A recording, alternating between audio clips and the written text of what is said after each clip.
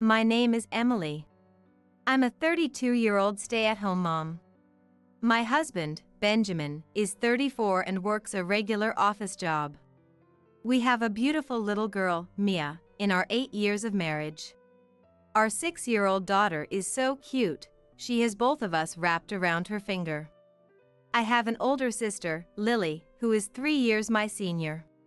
Recently turned 35, she got divorced due to personality clashes and is now a single mom. Her son, Logan, is just 4 years old, still so young. One day, we had planned a trip to the zoo, just the 4 of us. Unfortunately, I caught a cold and had to stay in bed. Benjamin decided to take the day off from work and go to the zoo anyway. He didn't want to disappoint the kids. Even though they were with the children, it was just my husband and sister alone.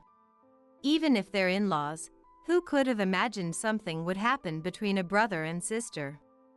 Fast forward to another day. I was walking down the shopping street on my way home from the grocery store when I saw Benjamin and Lily in a cafe by chance. I was puzzled as to why they were together. But I had to pick up Mia from after-school care soon, so I headed home without giving it much thought.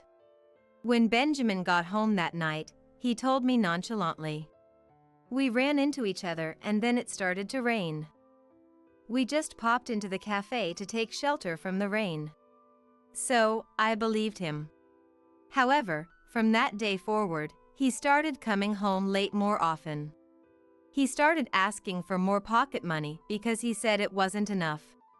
He also started going out more on his days off. When Lily came over, their relationship seemed more intimate than before. A string of suspicious events. I couldn't believe it. But I still trusted him. Benjamin still adored our daughter as much as ever and we still had a good relationship. However, it seems that I was the only one who thought everything was fine. Then, an incident happened that made me realize this. One day, as usual, Lily came over to our house. A friend invited me on a trip. Would you mind taking care of Logan for about a week? A whole week? It's the Bahamas, and it would be tough with Logan. But, please, I haven't been able to take a break recently. I'll bring back souvenirs, so please. She begged persistently. Indeed, I thought Lily had a tough time since her divorce. My parents and I had been helping her out, but raising a child alone is undoubtedly hard. So I reluctantly agreed. As the day of Lily's Bahamas trip approached, I'll be out of town for a few days on a business trip, said Benjamin. He said he would be traveling to several regions, so it would take a few days. I thought it would be tough, but when I heard the departure date, I was surprised.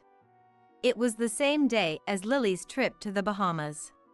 Was this just a coincidence? Was it just a coincidence that my sister's trip and my husband's business trip were on the same day?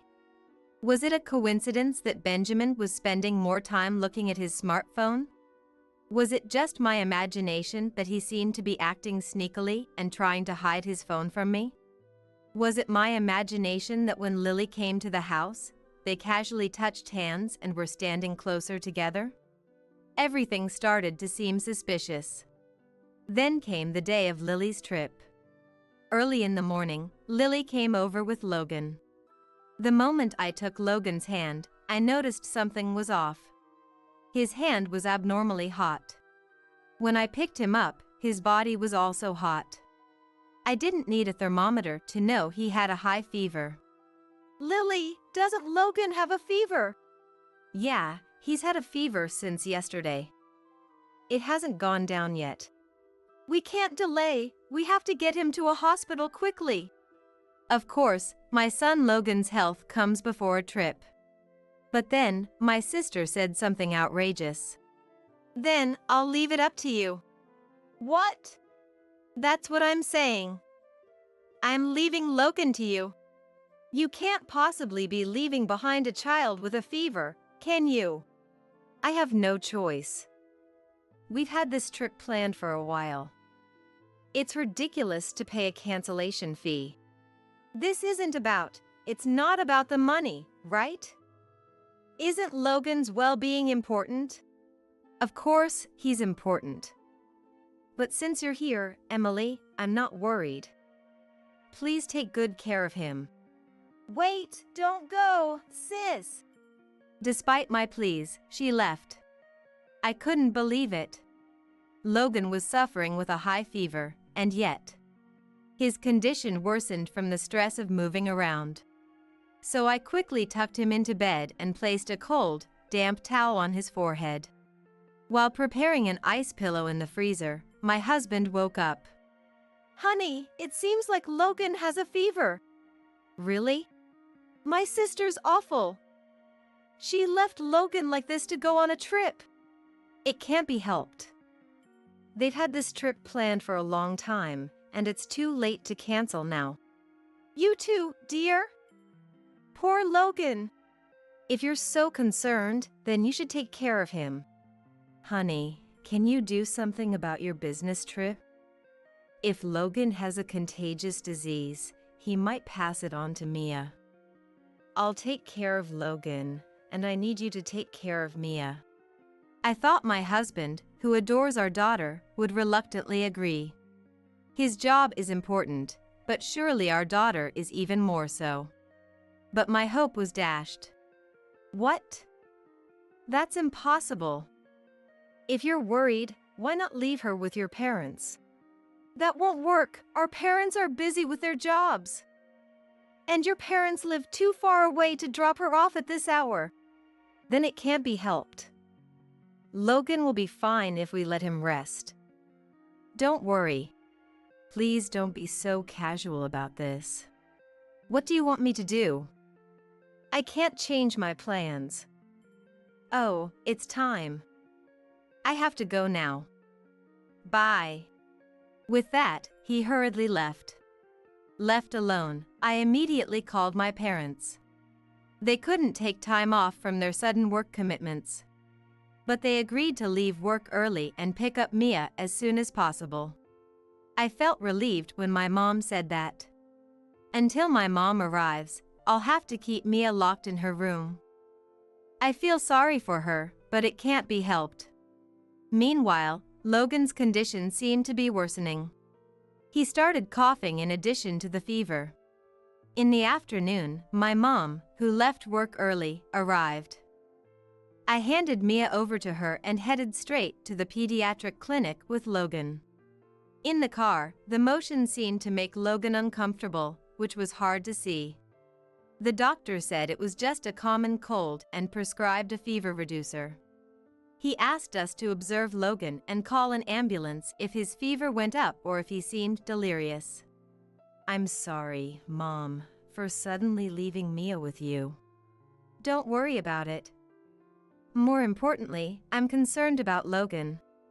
To my parents, Logan is as precious as Mia. On the other end of the line, I could hear my mother's worried voice. After hanging up with my mom, I decided to call my husband's office. I wanted to find out where he was staying on his business trip, just in case. The reply I received was, I should be on paid vacation. I sighed, lifting my voice towards the heavens as if making a plea. A dreaded suspicion was beginning to solidify. I opened my husband's laptop. I had never looked through it before, but a quick scan of his search history revealed his destination. The Bahamas.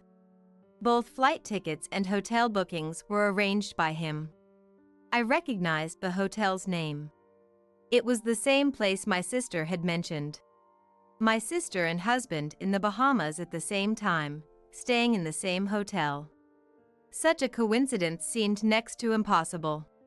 The mere fact that my husband was in the Bahamas, taking paid leave while claiming to be on a business trip, was an alarming situation. Curious, I looked at my smartphone. I was checking my sister's social media posts. There were no new posts. But looking at her recent posts, although not clearly visible, I could tell she was frequently with someone. The glimpse of clothing I could catch were all too familiar. What changed my suspicion into certainty was a photo where the wristwatch of the man she was with was visible. It was the watch I had given my husband. Although not expensive, it was from a minor manufacturer, hence the unique design. The odds that another man, dressed like my husband, wearing the same watch would appear in my sister's photos seemed infinitesimally small. And then, I found the conclusive piece of evidence. A photo titled "Window Shopping" had my sister's reflection on the glass. On the edge of that photo, also reflected on the glass, was another person. Undeniably, it was my husband. My blissfully ignorant sister must have posted the picture without noticing her husband's reflection in the glass. My hands trembling, I saved all the pictures. There was no mistake about it. My sister and husband were having an affair. Right now, they were together.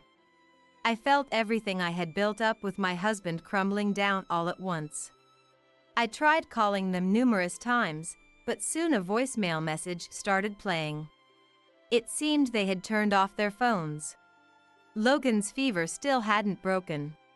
Seeing his distressed face, anger started to rise within me. Despite our young child suffering. Despite me being in such a difficult situation. Right now, my sister and husband were probably laughing, enjoying their vacation in the Bahamas. Could there be a worse story? I was trembling with anger. I wondered what to do, but that could wait. First, I needed Logan to recover. But Logan's fever showed no signs of abating. In fact, it seemed to be increasing. I was shocked when I took his temperature. 107 degrees Fahrenheit. Children tend to run high fevers. Mia had experienced a 104 degrees Fahrenheit fever before, but never this high. Why isn't the fever reducer working? Logan was completely drained. It looked painful for him to even move. What should I do? I fought hard to suppress the panic that was threatening to overtake me. I need to call an ambulance. It was at that moment, with my smartphone clutched in my hand. Mom. Logan murmured in a small voice. His face contorted in pain, he called for his aunt. Unforgivable. I will never forgive them. As my vision seemed to turn red with anger. Logan's condition took a sudden turn for the worse. A week has passed since then. Contrary to my feelings of sorrow, today was a clear day.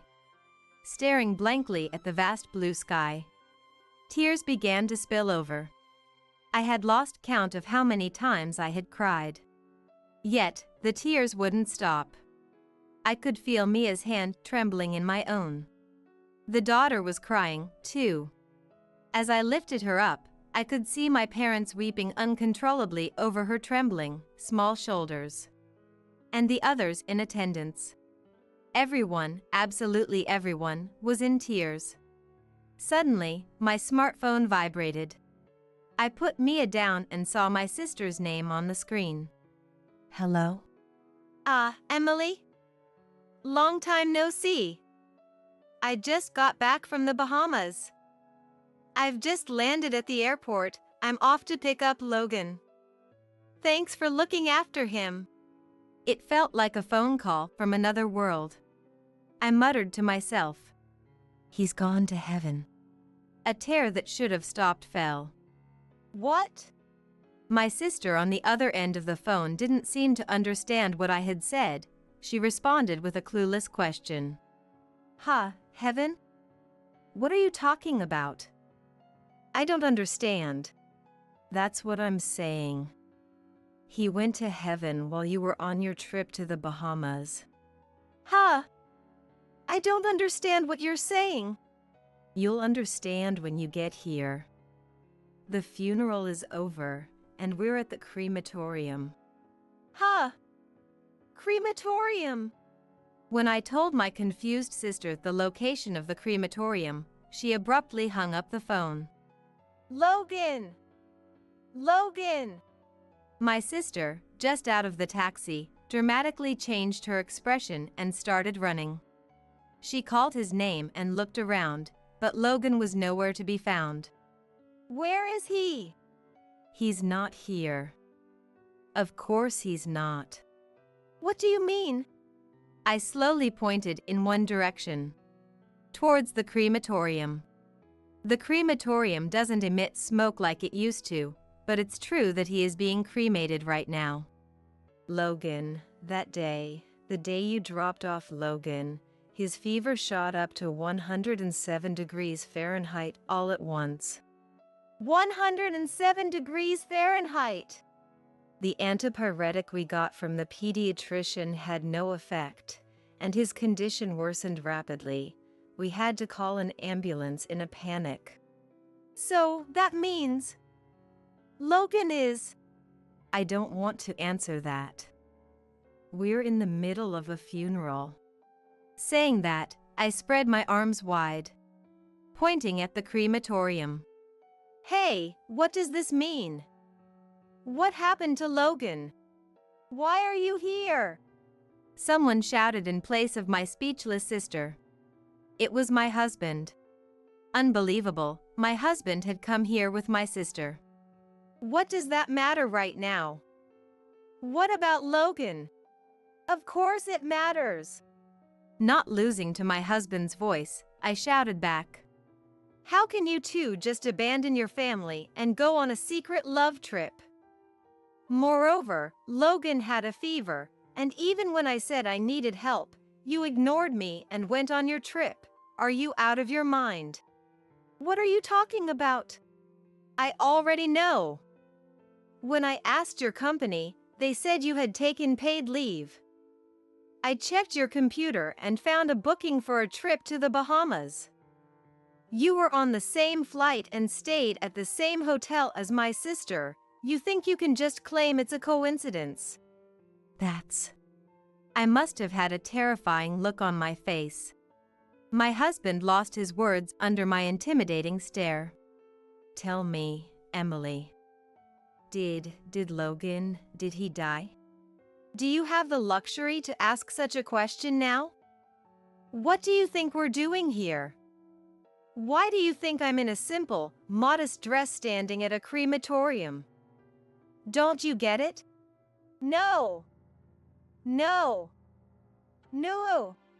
My sister's scream dominated the scene.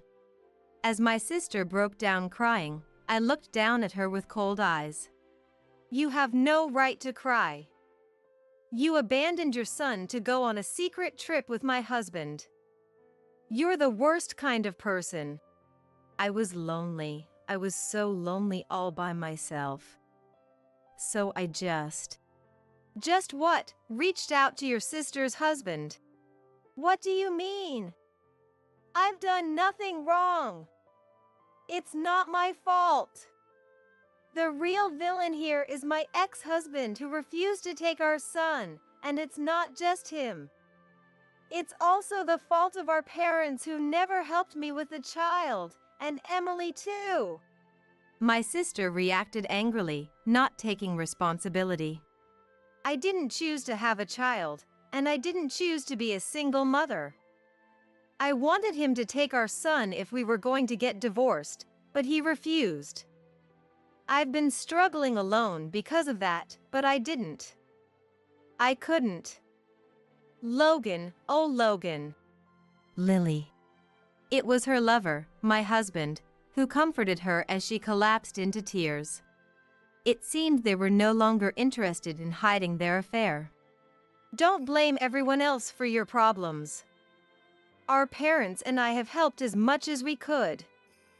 You can't justify leaving a sick child to go on a tryst. Not realizing how rotten you are, you're the worst. Hey, Emily, isn't that a bit harsh? Lily just lost Logan. She's in shock. Shut up, accomplice. I'm divorcing you, so be ready to pay what you owe. What? What does that have to do with anything? It has everything to do with it. My husband and I argued, while my sister cried. It was a chaotic situation. Our parents approached. My tear-streaked sister started blaming them. Dad, Mom. Logan is. Why didn't you take care of Logan properly? Why did you let Logan? Suddenly, there was a loud slap. Enough with your nonsense. It was my father who slapped my sister's face. Don't blame others when you were the one who abandoned your child. But. And having an affair with your sister's husband? You shameless woman. I'm ashamed to have raised you like this. My sister cried even louder at our father's words.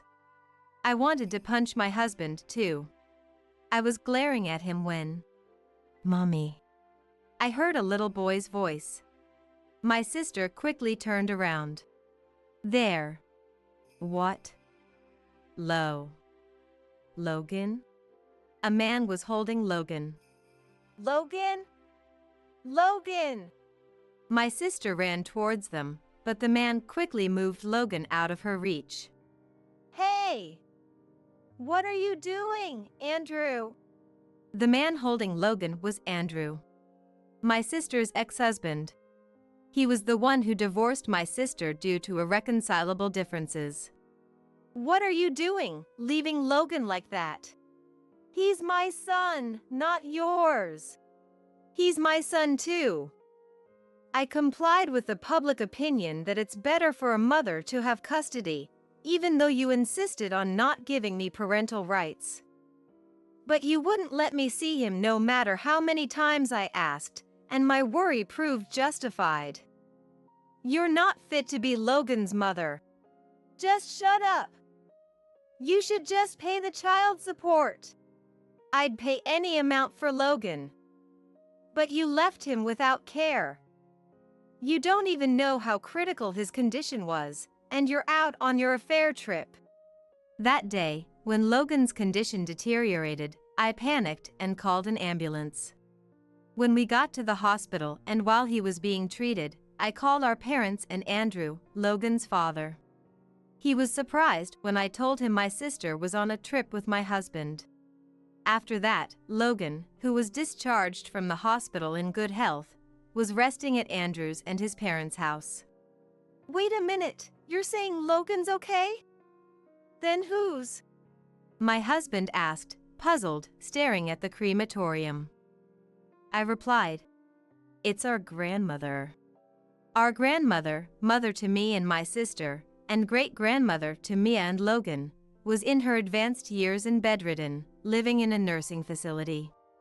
She passed away from old age just recently.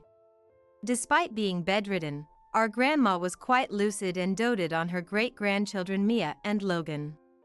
Whenever we visited her at the nursing home, she would light up with joy. Her sudden departure left us, my parents, and Mia in deep sorrow, unable to do anything but grieve.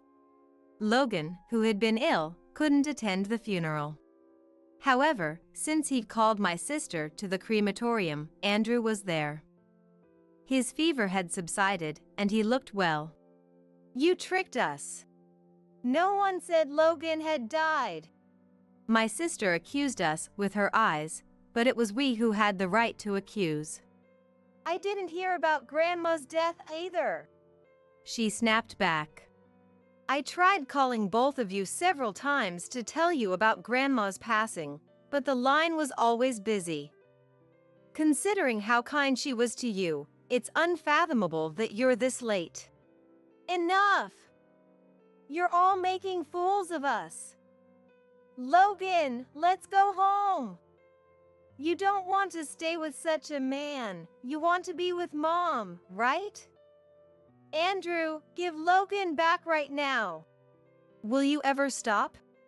The one who scolded my sister, who was bearing down on Andrew, was our father. Do you still think you can keep Logan with you after all of this? What you've done could have gotten you in legal trouble for child abandonment. You've proven to be an unfit mother. Never think you'll be allowed near Logan again. Logan will be raised by Andrew. Dad, how could you? We've decided to fully support Andrew and hire a lawyer. You are no longer our daughter. We're cutting ties with you. Mom! My sister's face went pale at the harsh words of her own parents. I stood in front of her with a firm stance. I'm divorcing my husband, so why don't the two of you stick together? You should be fine not seeing your children anymore. You were able to go on an overseas trip and leave them behind after all. Upon hearing this, my husband burst out. Emily, wait! It was just a lapse in judgment. Lily and I were just fooling around. The ones who matter to me are you and Mia. Then my sister also started shouting. What do you mean fooling around? You told me you no longer loved Emily and that I was the only one you loved. Stop! Stop the noise! I just love my daughter. Don't mess with me. And so, the storm had reignited between my husband and my sister. Leaving the squabbling pair behind, we departed from the scene with my grandmother's ashes. After that, we had a lot of disagreements, but having appointed a lawyer, I managed to settle everything. Logan went to live with his dad. I thought he might feel sad being away from his mother, but he was rather pleased. Which meant my sister wasn't functioning at all as a mother. My husband and I had our disputes. Well, more accurately, my husband was obstinate, but after being scolded by both my parents and his, he was feeling down. Then our daughter landed the knockout punch. I don't need daddy. She might be only 6 years old, but girls mature quickly. She must have understood her father's despicable actions in her own way. When our daughter looked at my husband like he was a bug, I couldn't help but laugh. For my husband, who adored his daughter, no, my ex-husband, there could be no greater punishment. He was allowed to see his daughter, but whether she wanted to see him was up to her. And so, the storm came to an end. Mia and I returned to my parents' home and are living peacefully. My parents are thrilled to live with Mia. She's starting elementary school next year, so we're excited about the preparations. I plan to find a job when she starts school. Logan comes by every now and then with Andrew. He looks totally different, his face is brighter, and he's always smiling. Meanwhile, my sister and my ex-husband seem to have ended their relationship quite easily. I guess it was really just a fling for my ex-husband. Perhaps upset about being disliked by his daughter, he dumped my sister without hesitation. However, his despicable affair with his wife's sister became known at his company, which questioned his character, and he was relocated to a remote area. That will make it even more difficult for him to see his daughter. Serves him right. As for my sister, after being abandoned by everyone, she seemed to live like an empty shell for a while. Then she disappeared. We've filed a missing persons report, but I have a feeling we'll never find my sister. That's just the feeling I get. Wait a minute! You stupid wife! Remember this! Of course, I have no intention of remembering. Behind me, a noisy woman is clutching her stomach and desperately shouting at me, but I don't care. Besides, this is the first time I've run this hard since becoming an adult. Come to think of it, I was pretty fast on my feet during my school days. That thought crossed my mind. I'm out of breath and it's hard, but strangely, I feel exhilarated. I'm free from now on. My name is Lisa. I'm a 35-year-old office worker. I work in the administrative department of a major corporation. It's not that I have high expectations, but before I knew it, I was not just in my 30s but almost in my 40s. It's not that I don't want to get married, but as my years of service have increased, thankfully so has my salary, and I can live alone if necessary. However, there are times when I feel lonely. It seems like it's time to seriously consider getting a cat. While lost in thought during work. Lisa, you're daydreaming again during work. It's not a good example for your subordinates. Ryan, a salesperson from a client company, peeked at my face and spoke to me. He's about the same age as me, but looks so young that he could pass for his 20s. My colleagues also said he was handsome. Spring makes me sleepy. Let me guess, you ate too much lunch? We've known each other for a long time, so we can joke like this. Watching our interaction, some colleagues teased us, suggesting we should date. I just brushed it off, but then an unexpected event happened. Lisa, I want you to marry me. Ryan, who had been waiting for me at the exit after work, suddenly asked me out for a meal. I thought it was his usual joke, especially since we had been drinking, but it seemed he was serious. To be honest, I was a little interested in him, so I was happy to hear that. I asked him to wait a bit for my answer, and then I formally accepted. After we started dating, I began calling him Ryan by his first name. He always brought up new topics and was a great conversationalist, typical of the top salesperson. Since we knew each other from before, we never really had a big fight, and 6 months into the relationship, he proposed to me at a place with a beautiful night view. Of course, I said yes. Little did I know that this man would turn out to be incredible in ways I never imagined. After getting married, my husband was transferred to a department with more business trips. The salary will be higher, and we'll have a more comfortable life. I wanted him to stay by my side, but it seemed he had long wished for this transfer, and he was happy about moving to his desired department. He was away from home for half of the month, and even though we were newlyweds, maybe I should really get a cat. I started to seriously consider it.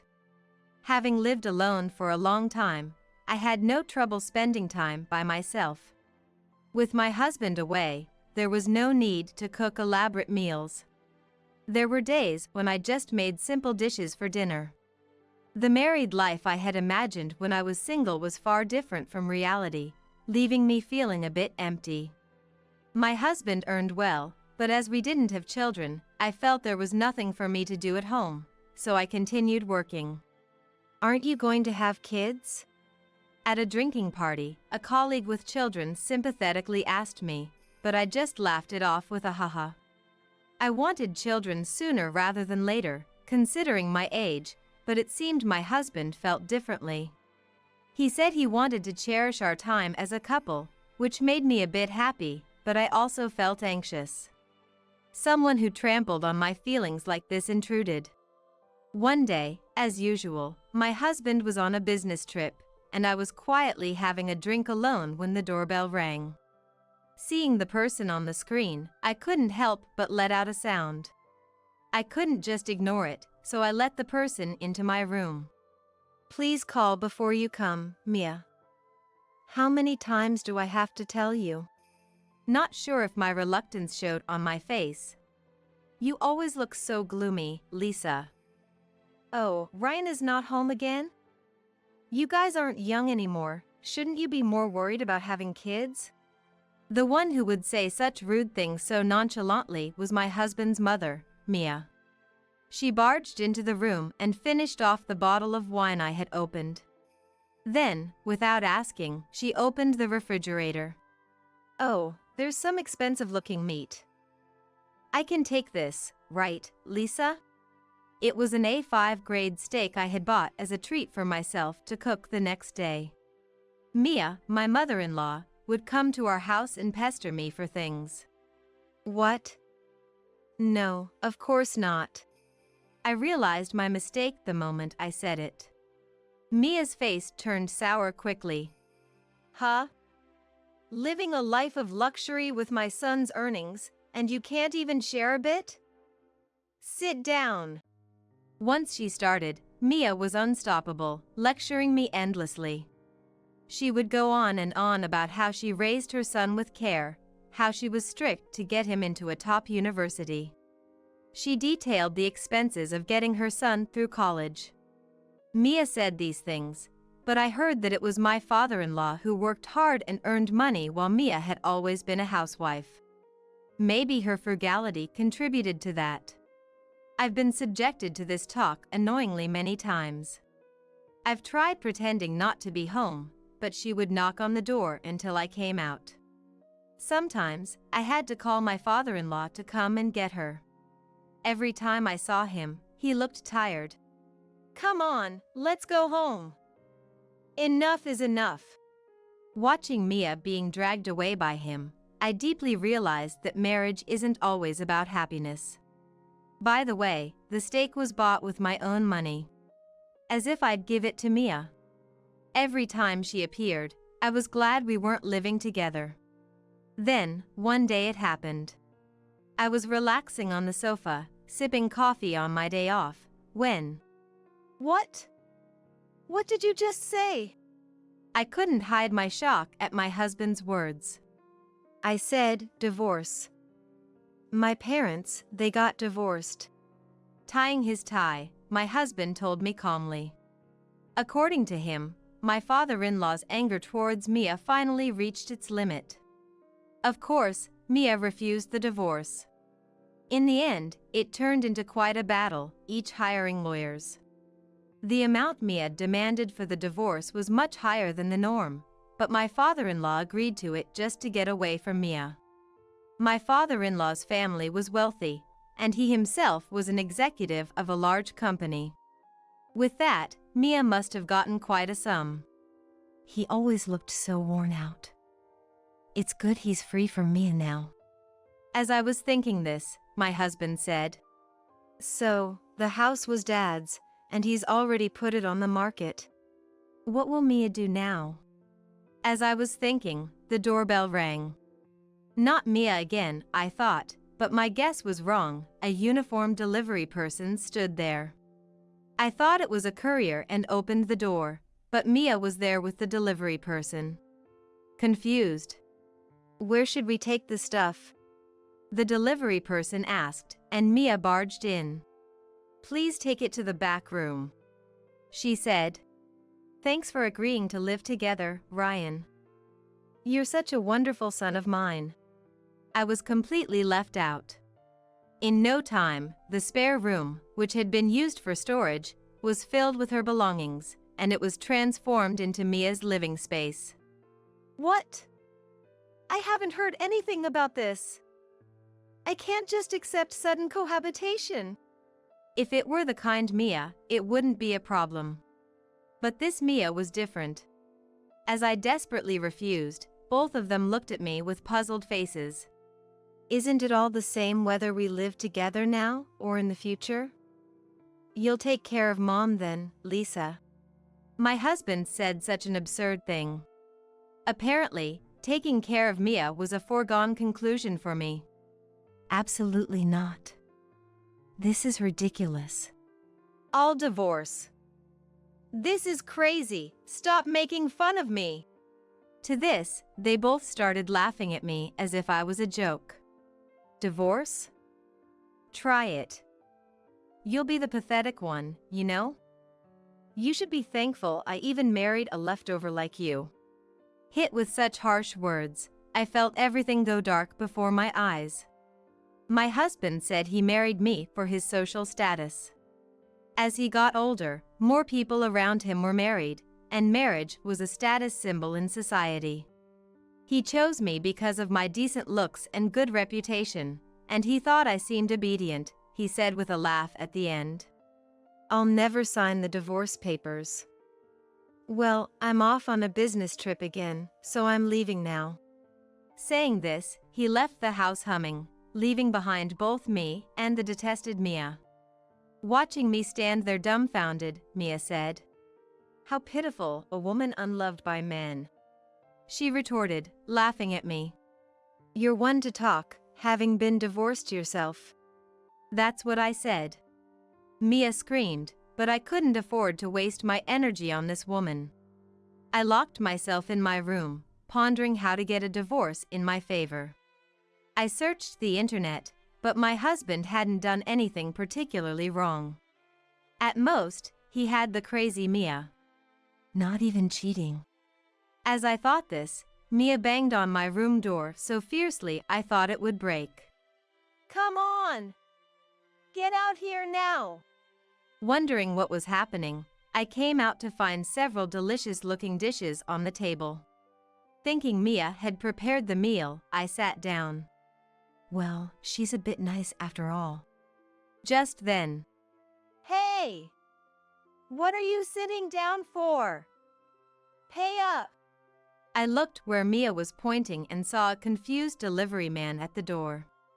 Dumbfounded by Mia's stupidity, I said, I won't pay for it. Then I returned to my room and locked the door. She screamed outside for a while, but eventually quieted down. Seems like she paid for it herself. Good. From then on, Mia and I hardly exchanged words. I've heard of married couples living like strangers, but what was this relationship? I even thought about such trivial matters. My husband's visits home became even less frequent, and when he did come home, he and Mia would be having a party-like time. I was quietly preparing for divorce. The more I researched, the more shocking secrets about my foolish husband came to light. He was truly Mia's son. A real piece of work. Mia never cooked, relying on delivery for every meal. And she ordered a lot. Given her large size, it made sense. Once, I prepared a meal for Mia, but she threw it away, plate and all. When I found it, I was so frustrated I cried. Mia had always been stingy with money since the beginning of our marriage. Extremely reluctant to spend more than necessary. She had no problem coveting others' belongings. Once, after a bath, I was eating ice cream when she barged in unannounced. I'll take one of those, she said, and shamelessly ate one of the 2 ice creams in the package. A greedy and unpleasant person. I continued this life for nearly a year. Although Mia and I were living together, we barely saw each other, so it wasn't too hard. I considered moving out, but I didn't want to be seen as running away. More than that, the thought of the 2 of them falling into hell made me giddy. Mia. One day, when I suddenly spoke to her, Mia involuntarily shuddered. What do you want? How about we go out for dinner together? Unlimited high-end lobster.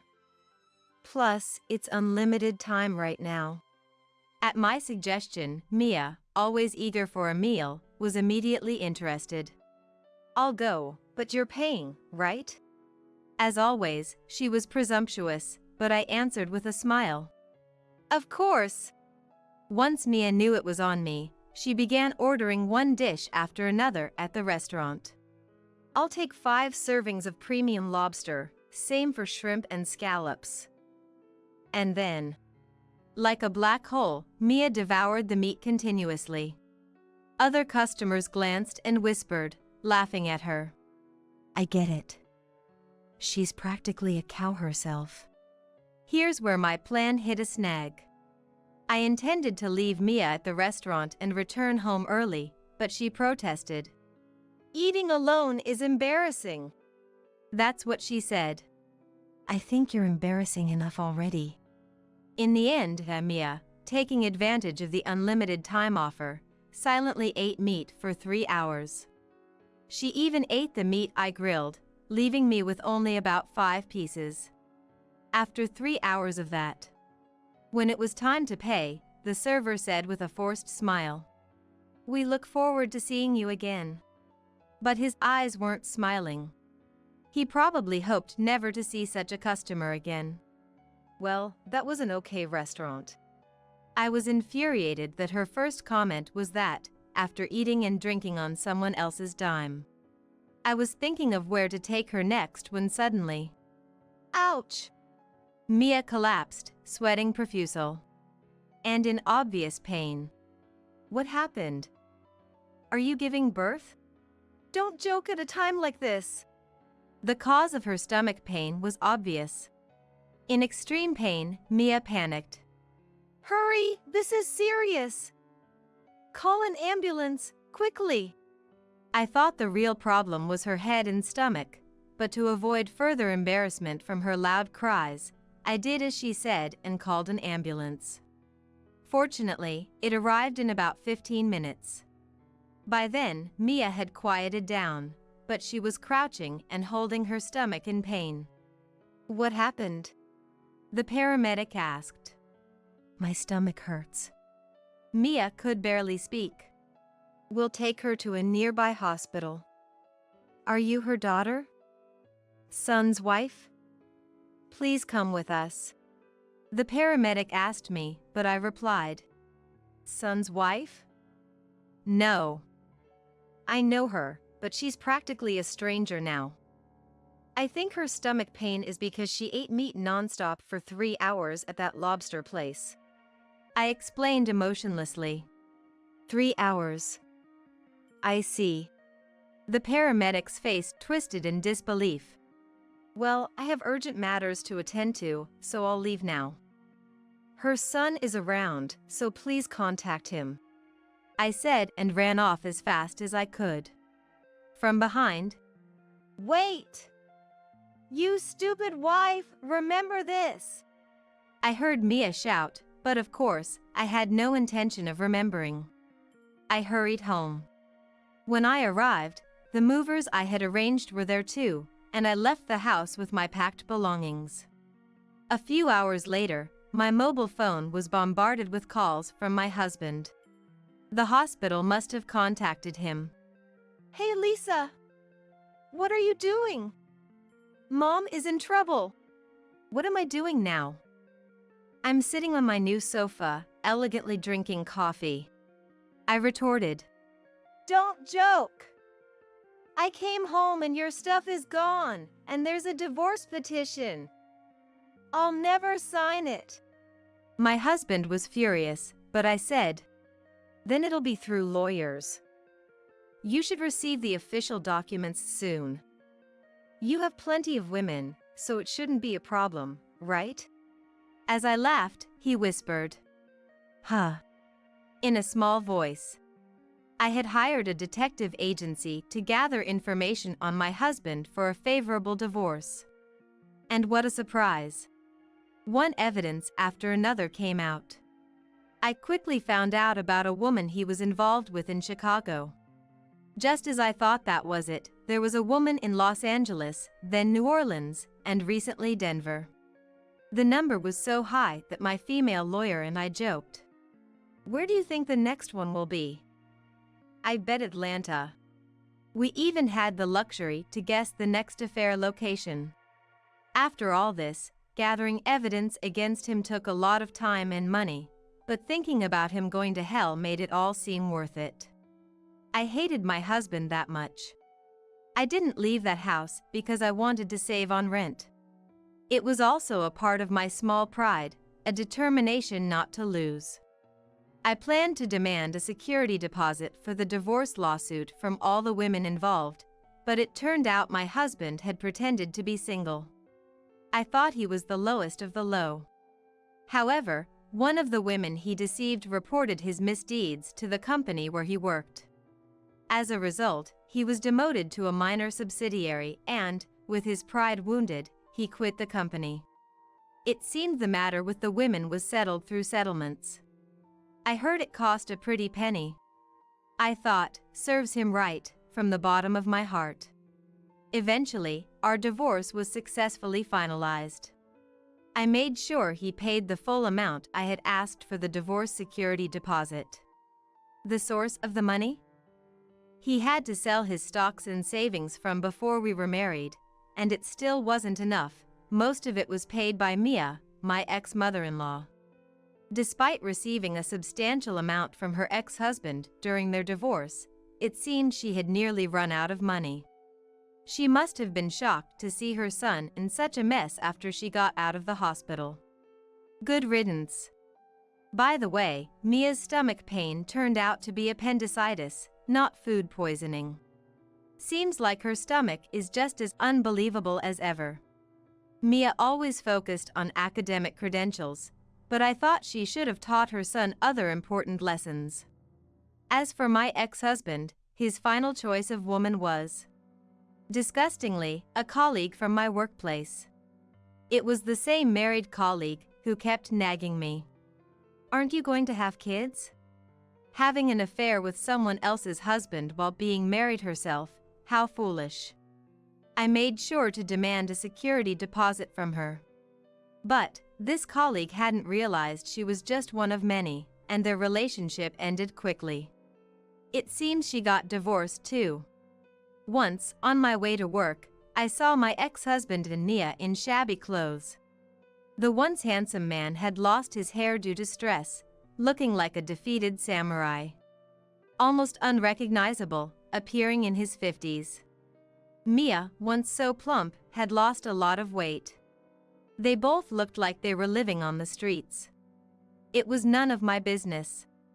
As for me, I continued working but requested a transfer to an affiliate company. Thankfully, my take-home pay remained the same, and I continued my previous lifestyle. One thing has changed. When I come home and say, "I'm back," 2 adorable cats come to greet me, twining around my feet. Wait a bit, I'll feed you soon. A friend was looking for a home for 2 sibling cats, and I finally got my long-desired pets. For them, I moved to a pet-friendly apartment. Every day is now a storm of affection. For now, I've had enough of marriage. I plan to spend my days happily with these cute cats.